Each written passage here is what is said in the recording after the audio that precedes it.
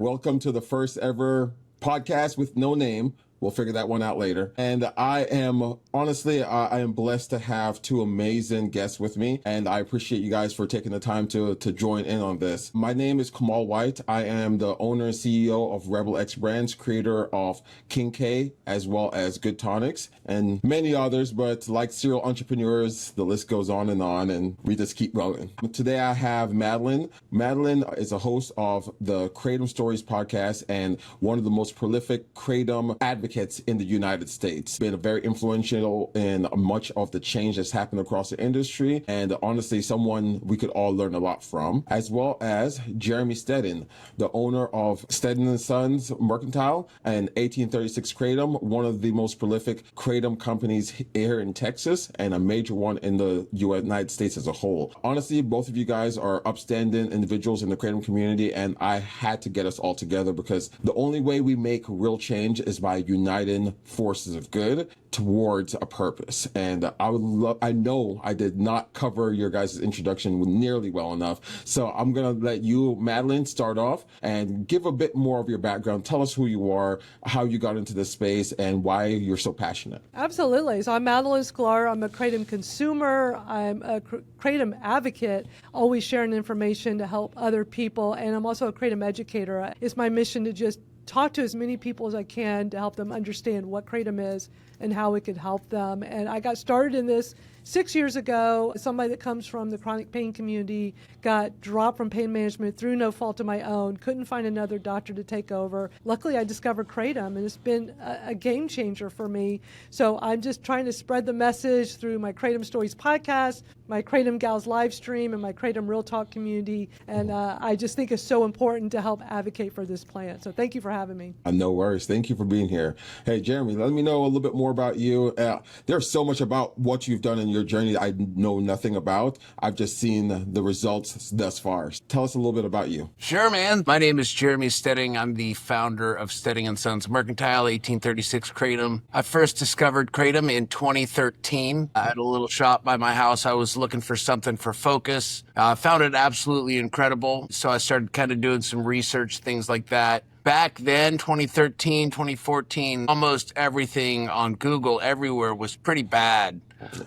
It's getting better, getting a lot more balanced these days as more people understand. So, around 2014, 2015, I discovered the American Kratom Association, which is the largest advocacy group. And I found a lot of like-minded people, started to find some more actual real scientific research, and just was incredibly interested in the plant. So from 2005 until 2019, I was playing music for a living, and that was my gig, man. And living is an exaggeration, but that's what I was doing with my time. But anyhow, so when I was ready for a change, Kratom was what I was inspired to pursue. So launched the company in 2017. My wife and I were still living in Nashville. So we had a P.O. box up in Franklin, Kentucky, and a little storage unit, and would build there. And because at the time there was a ban on Kratom in Tennessee, so we would build there up in Franklin, Kentucky. And of course, this is a very, very micro company, really just a personal project. Moved back to Austin, Texas, December 20th, 2017. On December 20th, 2017, Tennessee flipped the ban and it's no longer illegal in Tennessee. But glad to be back. Texas is home. So, since then, we were working out of the house and through 2018, moved into our first factory in 18, and then we moved into this building that we own now up here in Pflugerville in 22, and just super grateful, man. It's been a wild journey, a very wild journey. Tends to be that way. Always. And as y'all know, we have been going through it in Texas. Things are looking good now, the clock is ticking, and that is a good thing. So very hopeful that the SB1868, which is kind of what we're going to focus on today, will most likely not be passing in Texas. And that gives us 2 years, as you reminded me yesterday, before the next legislation, so that we can work on our advocacy efforts and hopefully get some sensible regulation enforcement here in Texas. Absolutely. Because we got Absolutely. the regulation passed, we just need Some enforcement. proper enforcement. You Yep. know, that's well on. Thank you for sharing your journey, because a lot of us in this industry that have survived have had to have a level of tenacity in order to go from one circumstance, one issue or another, and keep moving forward. As Sure. well, we have to also be a little crazy to be willing to stay in this industry. And I don't know which one I am, but I'll take tenacity. I'll take that. So on myself, I created a brand for one of my partner companies, a company that I really appreciate and respect a lot, Hometown Hero. A long time ago, we created it was called Grassroots or Grassroots Heals. And at some point, they ended up selling that back to me. So I created those products in the hemp line and the kratom line, and then they sold it back to me. And that was my entrance from manufacturing into becoming a full service manufacturing distro wholesale. And it was a shock, because prior to that point, I only have owned retail stores where I manufactured my products, had a little spot in the back, I did all my things as sanitary as possible, and then I was able to pass on those savings and cut many middlemen direct to the end consumer. And I love that, because my whole goal has always been to heal people and build wealth. There's nothing wrong with building wealth. And if you can heal people while doing it, then you can sleep really well at night. And that was it for me. Jumping into the avenue of Grassroots Heals and turning into Grassroots Harvest, as well as GRH Kratom, it became a very unique expanse. A lot I had to learn about how to run a business at that scale and to continue to grow it. And Jeremy, I'm sure you know, but there's so many things that the books, the MBAs, none of those things teach you until you're there, and you have to balance the emotions of your team, the needs of your staff, and the customers. And when it comes down to it, if you're running business right, a lot of times you come last, but that is a part of that journey. Leaders and CEOs, we work for our people and for our end users. So it's been a journey, but you are correct. Today we are here to talk about SB 1868, which I don't like how close it is to your name of your brand. That's bothered me since. We predated that by 32 years. Hey, you guys are, yes, absolutely. Yeah. You're ahead of that. But, by the time this gets released, we believe that this bill will be defunct and dismissed. And we could not have hoped for a better conclusion to this here in Texas.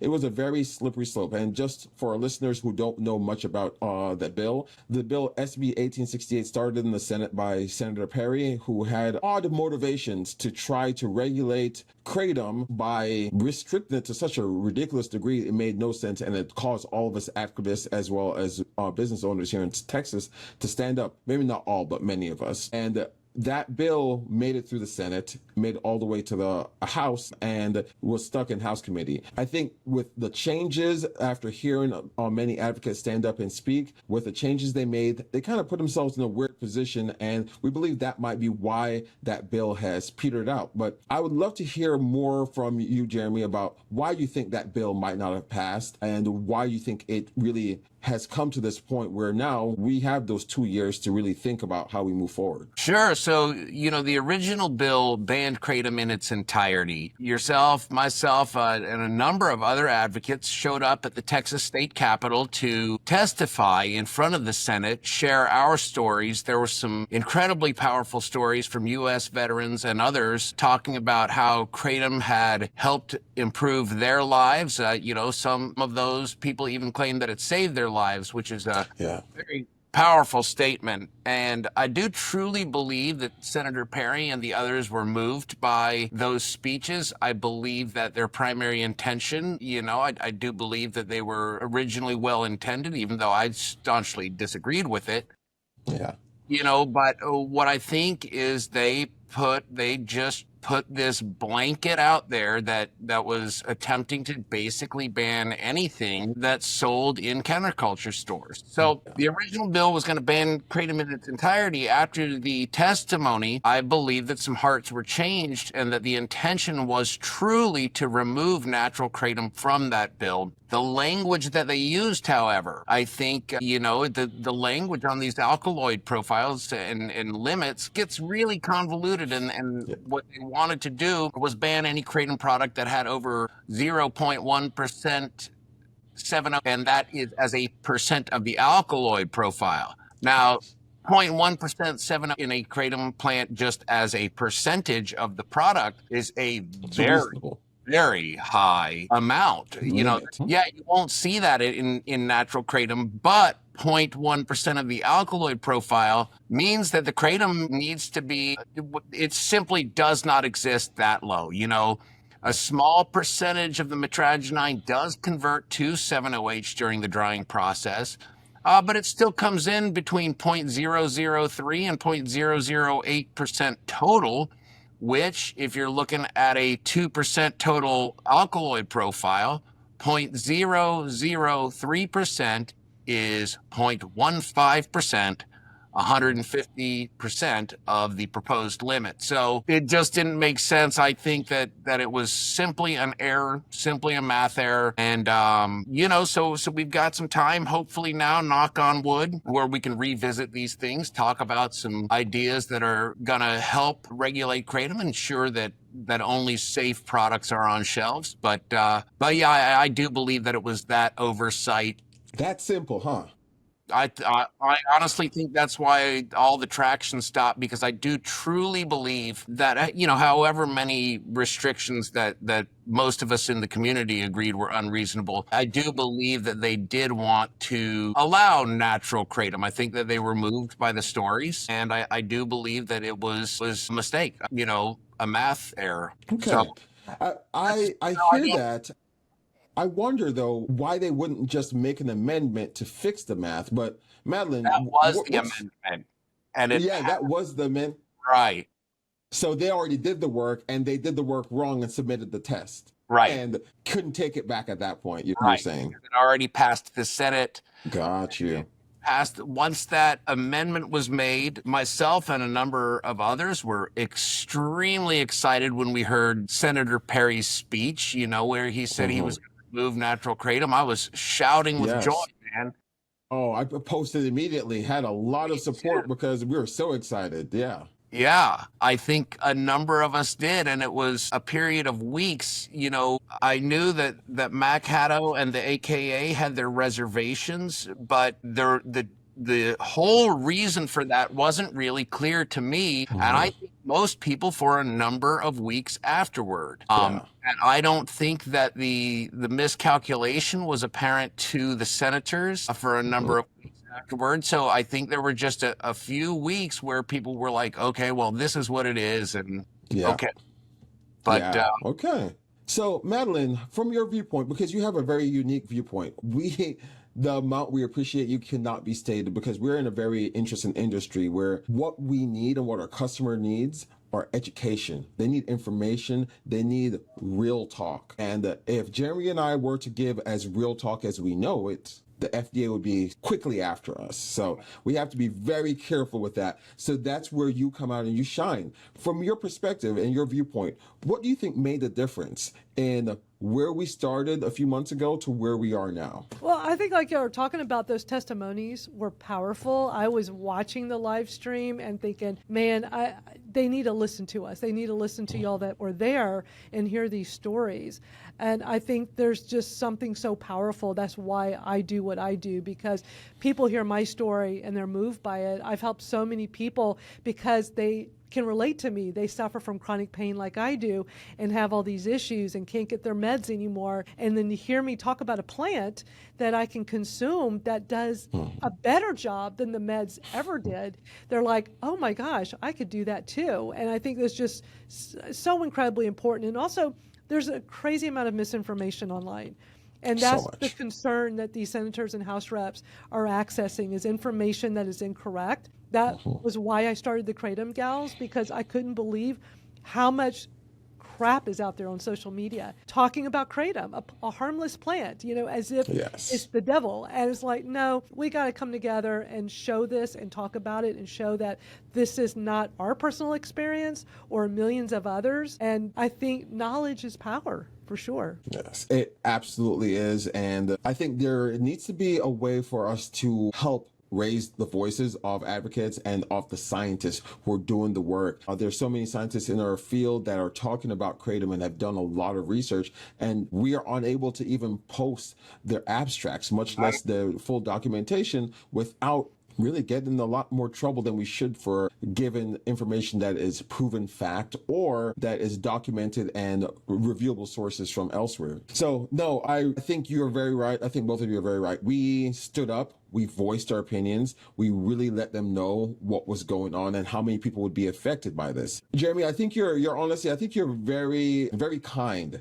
in your belief of Senator Perry and their intentions. I believe that they are so intelligent and that they have so many resources at their hand that to make that level of misunderstanding means that they did not reach out to anyone who had the influence or knowledge. We have amazing testing facilities here in Texas, like Core Science, where you could go sit down with them and they would love to share information with any of these senators, any of these representatives, and explain to them how easy it is to distinguish 7-hydroxy from natural kratom in its extract form or its raw leaf form, any of those forms. Yeah. Very easy. So, and easy is relative when you're talking complex science, but the science, we have very smart people who are doing these tests and who are building the entire process of analyzing the plant, and we can do it. This is manageable. This is not just a Texas issue. This is something that we are having one thing after another hit all across the state and all across the United States. We had Florida, we had Louisiana, and I would like to really think about what are the effects of these kratom bans and how do they really strike the industry? What do they tell those who are new to kratom, who are looking for solutions and looking for options that are not big pharma, when they go for a search and the first thing they see is kratom kills? That's a quick way to turn someone away from this. Madeline, with what's going on, what can you see that's happening in the different states? Are you seeing glimmers of hope, or are you seeing paths where we need to fight harder? You know what? It's a day-by-day thing, sadly. It's like one day everything looks great. The next day you hear about something in another state, like Louisiana right now. It's really scary what's going on there with them wanting to ban and criminalize kratom. And we're still waiting to hear the results, but it's not sounding good. And as a kratom consumer, it really worries me. Like, number one, is that a state I ever want to go to? No. And we're next door, right? And Louisiana is right next to us in Texas. And it's like, wait a minute, if I go across the border, I could go to jail, go to prison if it does become criminalized. You're a felon. Yeah, that's scary. And I use it for chronic pain. That's it. I shouldn't have to live in pain and suffer in it. So what's wrong with consuming a plant? I'm a grown adult. You're absolutely right. Having sovereignty of your own body and your own choice is something that we all should have. And, without it causing harm, I can't honestly rationalize that. And it makes it very difficult for us in the kratom business to even, we're tracking laws in every state.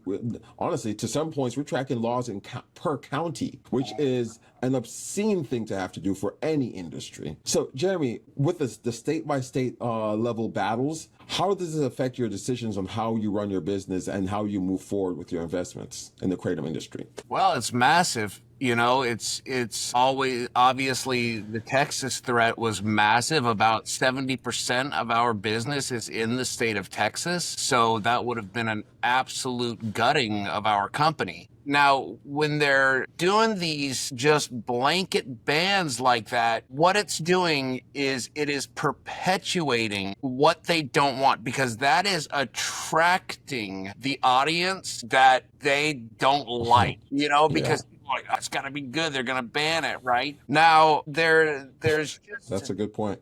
Simply not, as you were talking about, social media and these platforms shadow ban the entire plant. Therefore, average people are not exposed to any real information about the product. They're exposed to news articles and maybe some signage somewhere, but people, they hear one quick news story and that's all they hear. So most people, I would say probably 4 out of 5 Americans still, if you say kratom have no idea what you're talking about. Because of that, and because of full blanket bans like that, we are prevented from sharing with people that there is a vast difference between natural kratom and 7-OH. There is a Yes. vast difference even between natural kratom and a 400 milligram of mitragynine shot. That is a huge difference. So right now, without adequate regulation and enforcement, you could say that this is, I use this analogy a lot. This is a 12 ounce and it's a sparkling water. But say this was a Miller Lite. Everyone in the United States, for the most part, understands the very basics of alcohol. This can, if it were Miller Lite, is something that most people, not everybody, most people can reasonably drink a can of normal beer. They'll be a little loose, a little relaxed, but they're not going to be overly intoxicated. But if this can was filled with Tito's vodka, 99 out of 100 Americans are going to be absolutely smashed. Most of them are going to be puking and sick, and a lot of them are going to end up in the hospital. Absolutely. So, people need to know what they are consuming, and there needs to be channels where we can present information ethically and say, here is what this is, here is what this is. Make your choice. There are time and a place where, having a shot of tequila is fun. If you're driving your kids, that's not the time, man. People just need to know what they're buying, what they're consuming. Be ethically, and also just so that people can understand, if you just were to have never, first and foremost, if nobody had alcohol and that just came onto the market, that would be the most illegal thing right away. It's just grandfathered for thousands of years. Yes, that would be horrible. It would be insane. So if you've never had kratom and your first experience is the shot or a 7-hydroxy, you're going to say, whoa, this is drugs. But if you take, 3 grams of natural kratom, 2-3 grams of natural kratom, you're probably going to say, wow, this is nice. I feel good. That interesting experience. Okay, I like this. Yeah. Exactly. And, we just need to be able to communicate that openly somewhere. Yeah. And laws need to be based on that. They need to be based on science, not on some... Madeline said something about just being able to communicate. And I had a conversation with a friend recently, just kind of talking about the ethics of 7-hydroxy. And when it comes down to it, there needs to be consent with consumption. We need to be able to communicate to people, and it should not be just be able to, it should be mandatory that we communicate 100%. With them thoroughly about what it is we're making and putting on the market for them to consume. Maybe there might be a role for low to moderate dose 7-hydroxy. But when you walk into a shop and it says kratom all across it, it's in the kratom section, and they say, oh, this is a new one. It's actually just, it's easy. You just chew it up and you're done.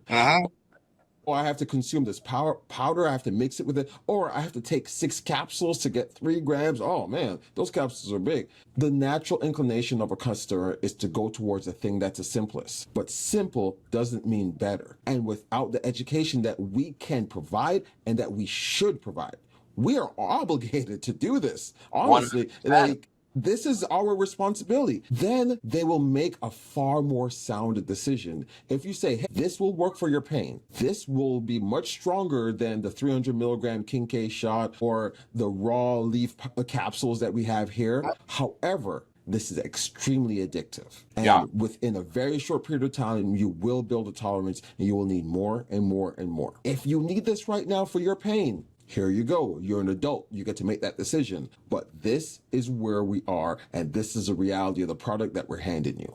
That should be the standard, if 100%. Not go much further than that. Right. Agreed 100%. Right now, those of us in the kratom industry, there has never been anything as disruptive as 7-OH. Now, what happened is you got, and what do you expect? A guy 22 years old needs a job. He likes counterculture stuff. He likes to smoke, whatnot, gets a job at a smoke shop, and he's 17, 18 bucks an hour, you can't expect this guy to be a scientist. Yeah, so you got, your general retail employee doesn't know a ton. Somebody comes in with 7 free samples and says, hey, this is Kratom, the best Kratom there is. And no, the majority of Kratom consumers haven't taken the time to do deep research, just like anybody. The majority of caffeine consumers haven't taken the time to read what it's doing physiologically. They just know they like to drink coffee.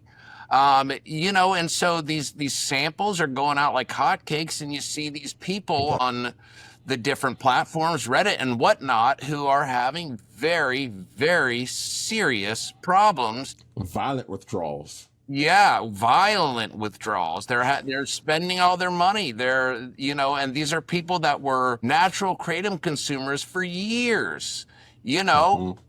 They may have had a habit, they may have had some dependence, but they were living their lives productively and happily, and they knew what they were consuming and had a routine, right? And then this came out, and all of a sudden you go from somebody who uses natural Kratom like coffee to somebody who is addicted to something. And absolutely. So it's just been it's a shocking shift. Yeah.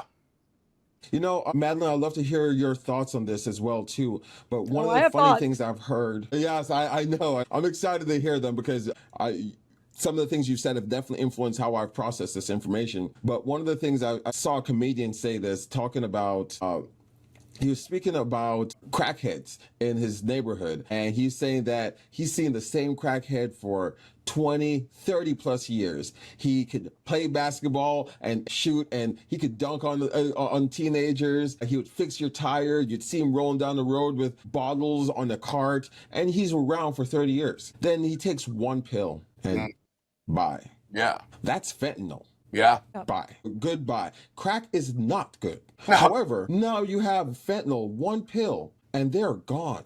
And I refuse to see something like that happen to our Kratom industry. I have stood on a pedestal yelling, telling people about the fact that there are better options out there. And for another product that is not in alignment with Kratom itself, with the natural blend of alkaloids that come together to make a magnificent plant. If they're not in alignment with that, and then they want to call it the same name and take its momentum and the goodwill that the Kratom has brought to many people's lives, and now we end up in the circumstances where maybe they're not dropping dead, but they're getting so highly addicted and going down a path where all they will say in the future are negative things about Kratom. Right.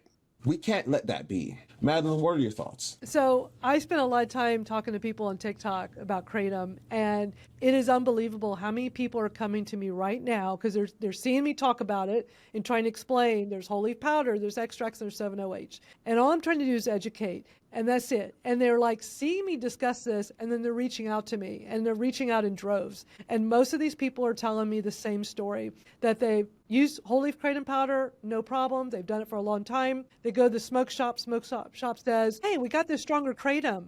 Why don't you try this?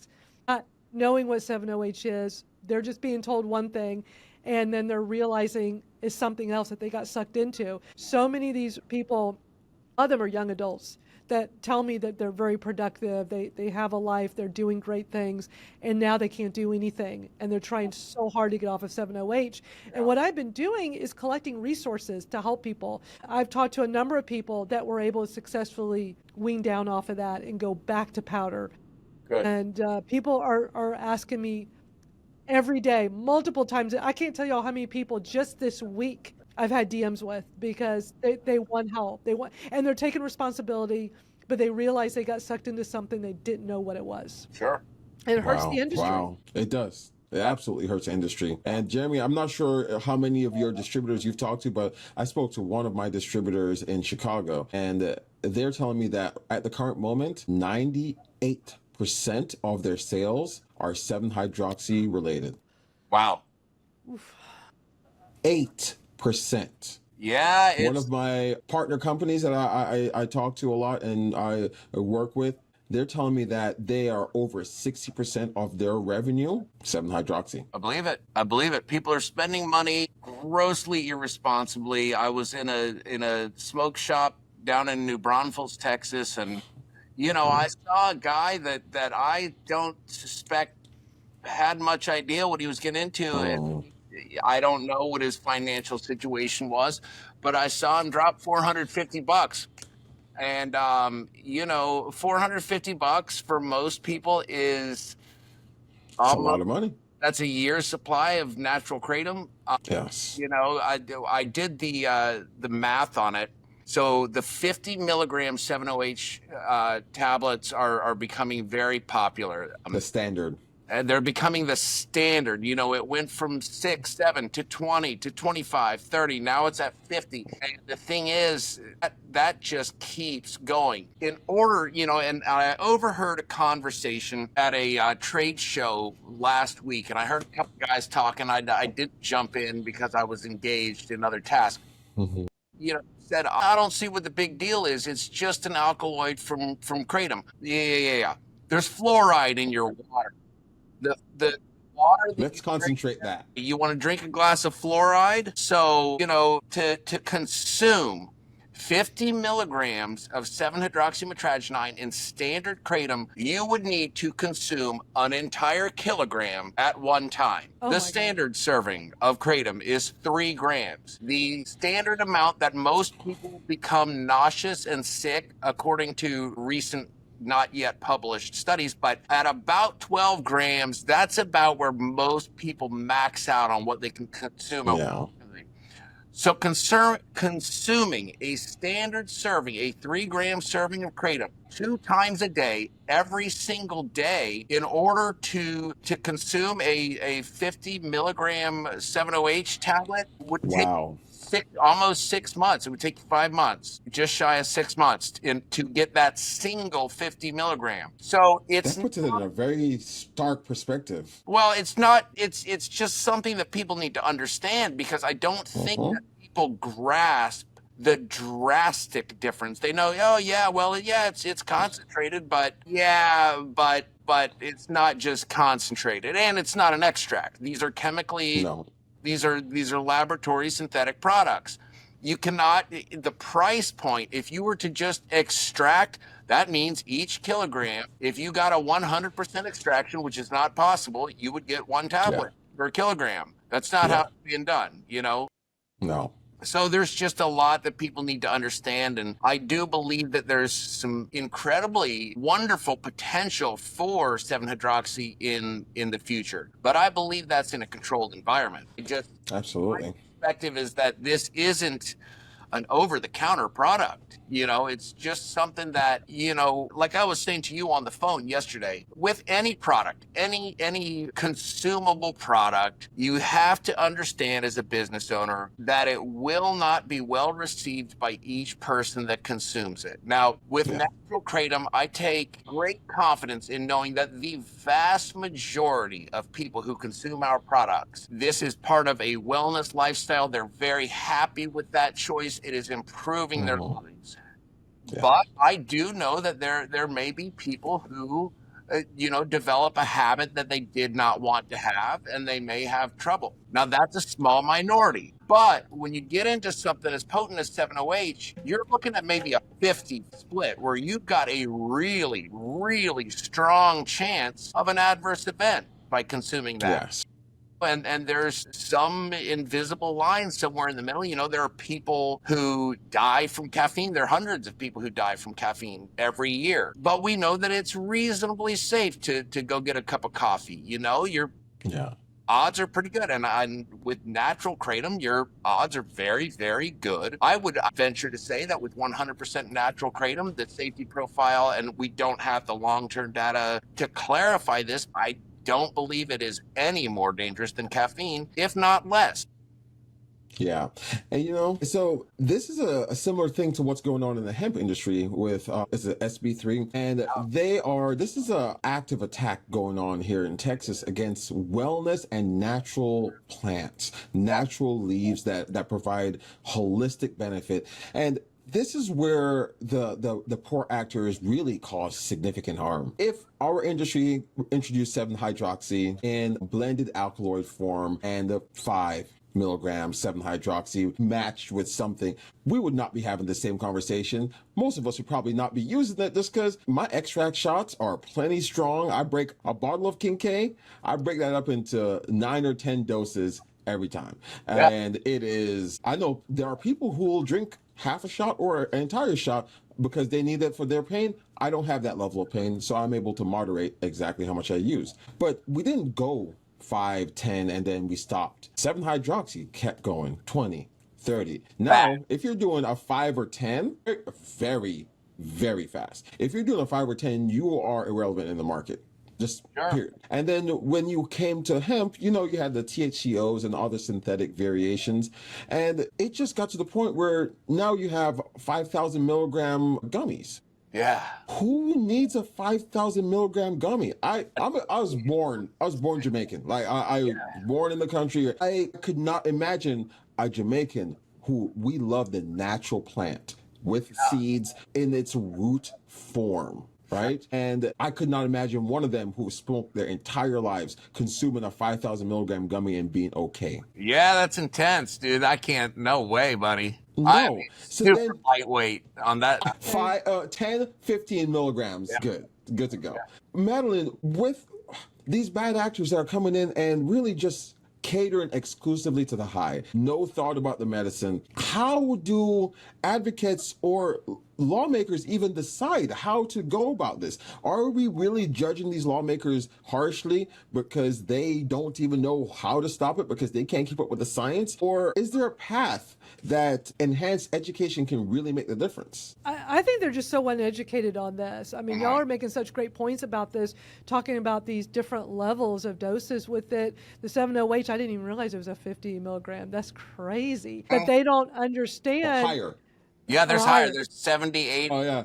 Yeah, Jeremy's being nice. I've seen a 90 milligram yesterday. Yeah. But the way you equated that with a kilogram of holy powder is like, that's mind blowing. And it's like, how can we get these legislators to understand that so they're understanding what we're talking about here and not just lumping all kratom the same? It gets such a bad rap in the media and all over social media. Everybody thinks kratom is kratom is kratom. Now, when I started consuming 6 years ago, it was just powder. That's all I really heard about. Didn't even hear about extracts very much. But here we are in 2025. And when you say kratom, they think you're talking about 7-OH. And I'm doing everything I can to try to change the narrative, but I just feel like it has not been a winning battle yet. And without access to social media, without real access to tell, to share a perspective on social media, you know, and it doesn't matter what disclaimers you put up, you cannot post anything. Yeah. It's weird. There's no freedom of speech when it comes to our industry. I don't understand. Well, I mean, it's a private company technically, dude. So you're allowed to say whatever you want about kratom in the street because that's freedom of speech. But it's a monopoly, and that hasn't been addressed wholly yet. Yes. It may, but Meta is a monopoly, and they are a private organization. So, you know, I have to say you can say whatever you want when you're in my factory. You know, if someone comes in and says, fuck you, Jeremy, I can say, get the hell out of my factory. Yes. I mean, and that's not a violation of freedom of speech. That is my property, my company. So that's where it gets weird. They do legally have the right to choose what is discussed on their platform because it is as massive as it is and as hard to believe. That is a private company, and you know, I do wish that there was some kind of legal change that said, hey, one company is this size and influential, you need to open the door to multiple perspectives and at least allow people to share their experience, to share their opinion, positive or negative. So absolutely. And right now it seems as though X is one of the few places that we're able to communicate a bit more clearly on. I found Reddit to be somewhere where you can go and gather information, even though I've not developed as much of a flow on Reddit yet. But Madeline, I've seen your work on X, and really, I've been trying to do a lot on TikTok, but that is TikTok 2 is steps hard. forward, 3 steps back. It's a hard one to right? crack. It's a hard one to crack. is It's very taken me much a so. while. I had a lot of roadblocks, had to figure ways around it. Absolutely. And I've done all right with Yes. YouTube as well. But yeah, it's a struggle. And Meta, speaking of Meta, Facebook just took my Kratom Stories podcast page down this week. The entire. They suspended it, and then 2 days later, I got the notice that it was deleted. Yeah. I'm sorry to hear that. With as much hard work as you put in, you No, deserve to you're be not treated better. selling a product. You're not trying to make money. You are trying to share Sharing stories. your perspective. I know. Yes. Yeah. Well, shame on you.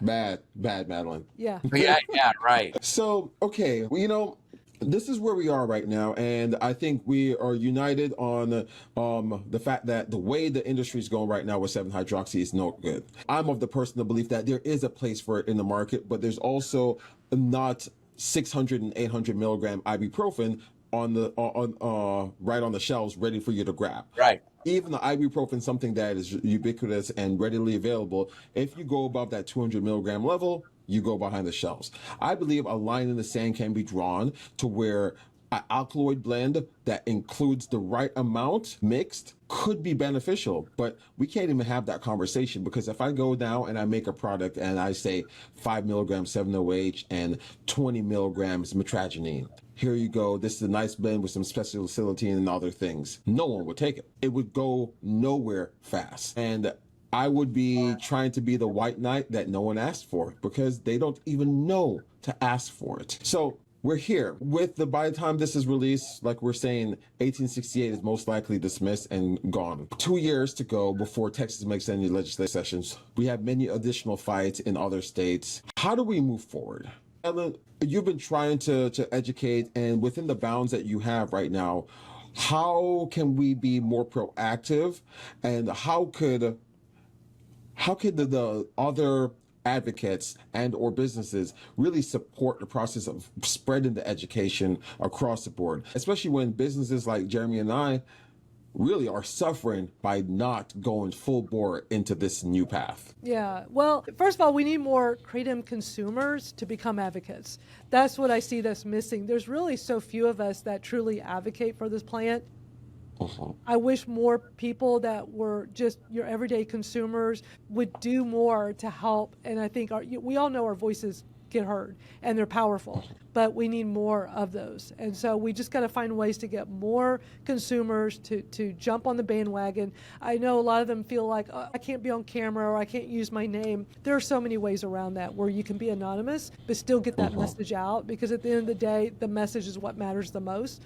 And having the legislators and media hear personal stories, just like when I got to be on NBC Nightly News. I mean, to be able to have the nightly news share a little bit about my personal experience with Kratom, that's huge for our community. That was impressive. Because we don't hardly ever see anything positive on the news about Kratom, and we just need more stories like that out there. And as far as with advocates and the industry side, like you guys, we need more of us coming together and going to Austin together as a group, like what we just did in Washington, D.C. last month. We had groups of us going on Capitol Hill where you had a lobbyist, you had different Kratom industry people, and a Kratom advocate, and we were in groups like that. It was incredibly powerful, and I would love to see more of that happen at the state level, and we should do that as many states as we can and just be proactive. Yeah. If we get 2 years until we have to go through this again, let's spend the next 2 years getting more Kratom consumers to become advocates, and let's all band together with industry side and advocates and going to Capitol Hill, or going to Austin, the state capital, and talking to as many people as possible. Absolutely. And Jeremy, what are the industry standards you see being urgent and needed to be implemented? We have some time here. How can we implement? What should we implement, and how do we implement and support it? We know we have the KCPAs. What needs to be added to that, or how does that need to be reinforced in order to successfully protect the consumers and the industry as a whole? Well, I think the model is simple and effective. First and foremost, every Kratom manufacturer, distributor, retailer, vendor of any kind in the state of Texas must register with the state of Texas and pay a fee. That fee does not have to be extremely high if that registration is mandatory. companies like ours that are manufacturing and distributing it that pay a larger piece. So once you get everybody registered, and people will register because people Absolutely. sell Kratom products in their store. So then you have a monetary foundation for enforcement. First and foremost, you can find places that are selling without a license, and bam, that's illegal, right? So you don't need to hit those people with some prison time or something, but you issue a written citation. After that, you issue a fine. After that, then you're maybe looking at something serious. But after a written citation, the vast majority, and I mean the vast, vast majority, are going to say, okay, well, selling Kratom isn't worth it for that fee, or okay, it's worth registering and doing this the right way. Once you have that foundation, you have the money for the enforcement. Of course, all registered products must have approved third-party COAs showing what is in the container, just like any regular food product does. You got to have your labs. You have to submit those. They have to be regularly performed. You need to be audited. All of these things are part of being a legal Kratom manufacturer, just like being a legal food beverage manufacturer anywhere. So you mandate those steps. That is going to eliminate so many of the bad actors immediately, because it's the vast majority. worth it. It's going to get rid of the vast majority of the industry. Then you have a smaller target to focus on, where you can look and see, is this a dangerous product? And you then have data saying, this is where this is being sold. This is, and I believe it is entirely possible. I believe that the vast majority of retailers in any industry want to abide by the law. They want to do things right. And we need to present that opportunity. Like I've said, technically 708 is illegal. The Kratom Consumer Protection now, 2%. and it doesn't matter if you call it Kratom or not. In my perspective is, and I think that legally this would be agreed upon, any product that contains mitragynine or 7-hydroxymitragynine must, or any of the alkaloids within the Kratom plant, must be classified as a Kratom product, because there is only one place in nature where those alkaloids originate, and that is in the Kratom plant. Therefore, anything containing any of those should be classified and regulated as a Kratom product. The Kratom Consumer Protection Act states that no Kratom product may contain a 7-OH content greater than 2% of the total alkaloid profile. Not 2% of the product, 2% of the alkaloid profile. So, if your green Kratom powder is 2% total alkaloid profile, 1.5% mitragynine, at a 2% alkaloid profile, then your 2% total alkaloid profile, you can be at no more than 0.4%, I guess would be where the limit would be, or pardon me, 4%, which is reasonable. That's where, that's big. That's makes for an effective product. Well, yeah, it's not going to happen in natural plant 0.04, 0.004 to 0.009 is about where things are, usually about 007. But, so there's ways to do this. And I wanted to elaborate also on what Madeline was saying. I think people grossly underestimate how powerful they are, because so many people's energy is so misfocused. Voting doesn't help. I mean, yeah, pat yourself on the back all day. There's 300 million of us. Your vote is not a big deal. Post watered down social media about your political perspective, spending hours a day, that doesn't help.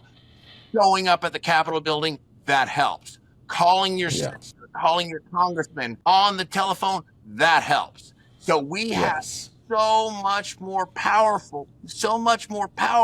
than we believe, because people's energy is misfocused. If you can make a phone call once a month, if you can make a visit once a year, that is 5 billion times more powerful than posting on Facebook every day, than absolutely any of that stuff. So, I think that as Madeline was saying, people just need to show up, and they'd be shocked at how powerful that really is.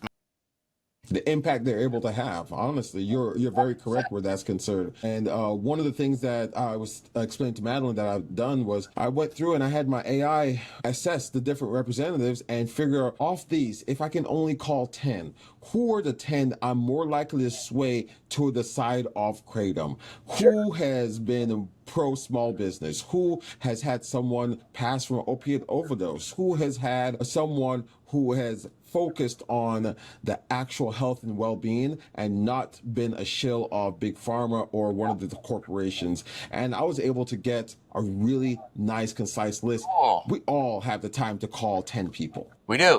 All of us do. And if you're able to make a strong enough push on just 10, you might call a different 10 than me. We might all call the same 10, but now we have 10 representatives that know how much we believe in what we're saying, such that they can represent us with the full fervor and belief that we contact them with. I also heard something from one of Madeline's Kratom gals, I believe, where they talked about recording their script and basically going over it to where they can get out their passion and stay consistent and get their message across. And they called, and then they would just play their recording for them. They Sure. listen, and That's then wonderful. they could answer Yeah. and talk. That is brilliant. It is. Madeline, this is the benefit of what you do. You bring so many ideas together that allow people to find ways to do what seems difficult, but is where their power truly lies, as Jeremy's saying. These are the things we need to do. And Yep. I don't know how we convey more of that, but this is, of course, one of my attempts to do that in this podcast. I love it, man. And I appreciate it. It's a great start. It is a start, and I appreciate you guys being here with me. So I know we're getting close to wrapping up, and honestly, there are segments that I haven't even touched yet, but that's the nature of our podcast. Now I understand why Rogan goes 2.5 hours on a random conversation about pyramids. But I would say that I would like to hear from you guys, and Madeline, we'll start with you. When you're talking to someone who is anti-kratom, they don't know why they hate it, but they hate it, and that's the way I stand. That's how I believe. What's your strongest piece of evidence or scientific data that you use to counter the misinformation quickly? Oh, man, well, I'm just trying to cite like Dr. Chris McCurdy or one of the scientists that talk about like the truth with kratom and what their studies show and the findings. And I think it's just important to get that positive, correct information out instead of all this misinformation. I think many times they're misinformed is what it is. Yes. So by just repeatedly putting out accurate information, which is what we do on my Kratom Gals live stream every single week, is just doing that as much as possible, because at some point it's going to work with some of the anti-kratom people. At least we hope. Yeah, at least we hope. Yeah. Jeremy, for your same question to you, a lot of times you're running into skeptical legislators as well as consumers. What's the information you give to them to explain kratom is good, but everything in moderation, and a single alkaloid of a plant is not the plant? What are you telling them? What are you showing them? Well, when have a very negative opinion, I ask what their experience is. I spoke to a friend's wife. We're not super close friends, so we don't communicate often, right? She was a nurse, and she was pretty unhappy to hear that I was in the kratom business. So I asked her, well, what's been your experience? And she works in recovery, and she has had people that are consuming, extremely powerful extract shots, especially, and they're struggling with it while they're in recovery. And I said, I understand that, and that's absolutely problematic. But who you're not talking to is the 25 to 100 people for each of those people that have had their lives vastly improved, because they're not coming to you to tell you that this has improved my life so much. They are out there. I also always say, well, I think that we can agree that this product needs to be regulated. And most people who are anti will say, absolutely. And I think that a majority of people who are anti-kratom are shocked to find out that the majority of the good players in the kratom industry are in favor of regulation. We welcome it. We want regulation. We want people to know what they are consuming. And I have found that tends to alter people's perspective. I always find that Miller Lite versus Tito's vodka analogy it's something that most people can relate to. Yes. And, I think speak of the veterans, because veterans are certainly overrepresented in the group of positive kratom stories. There are so many veterans who have struggled with PTSD for years. Mhm. On cocktails of medication, taking one medication to counterbalance the other, Yep. have found kratom and they're good. Oh, and Got their lives back. they got their lives back. They're out there in the community. Another thing that I tell people is, so many kratom consumers and you have no idea because now the general stigma is still negative. So if you're a regular person going to work every day, most people don't say, hey, I take kratom. Like it's Yes. a thing. Like, what are you going to tell someone? Oh, I had a cup of coffee this morning. Who cares? Mhm. Yes. But also, Look at the three of us. right. What a diverse mix of kratom users who take Absolutely. kratom on a regular basis, if not daily. Yeah. Yep. I take No, I take breaks. It is yeah. better though if you're not a kratom consumer at all. It is better to I generally say 4 or 5 days in a row. Take 2 to 3 days off for the best long-term relationship to ensure. Now, obviously, if you're dealing with real chronic pain or something, taking kratom daily, from my perspective, is a much better choice than many other things. Absolutely. That's been And my hydration and Yeah, yeah, absolutely. I've never taken a break. Hydration and moderation. I've taken it every day for 6 years. I've never had any issues. I've never had to take a tolerance break or anything. Yeah. My chronic pain is Yes. debilitating enough, or I wouldn't be able to go all day without taking something. and you say you consume the same amount daily, right? Yeah, same amounts. Yeah. Absolutely, same dose for years. I've been taking my extract shot, my gold shot, and I actually am releasing a new product because I realized I'm like, hey, why am I consuming it this way and not giving it out to my customers? Dropperfuls. Yeah. I take a couple dropperfuls of a 30 ml and it works so well, absorbs quickly. I can lower my dose from what I was actually taking previously, which was a capful, which works out to be around 30 milligrams of metragine. I take it down to 10. But then I'm spacing it as needed, and I found I actually consume far less. The plant is amazing, honestly, and I'm very proud to be a representative of it and be someone who distributes and sources high quality products and gets them out. It is sad that we have to fight as hard as we have to fight in our industry, that we are unable to have fair banking, much less the ability to communicate properly on social media or in most avenues. I can't even text message through my business about kratom without getting my accounts completely banned. That's censorship at a level that is mind-boggling. Yeah. That's where we are. It's so much better than it was 5 years ago. Man. Oh man, it is. It Synthetics really is. Have thrown us for a loop, but that's We're strong. how life goes, man. Absolutely, absolutely. I do And, I do have a 445 personally. Yes. No, we're going to wrap up here. So we cannot be complacent. We have to continue to voice and to really reach out and make a stand. We need to stay alert, stay active. We have to protect our freedoms and the freedoms of others who utilize this plant. And with us here, we have 3 people who can make a significant impact on this industry, this market, and can really help so many people. Texas needs our voice and more than ever. Yep. So Madeline, Jeremy, really, I appreciate you guys being here. Thank you so much. And we're going to do this again. I already know this. Sounds good, man. Do you guys have any last words?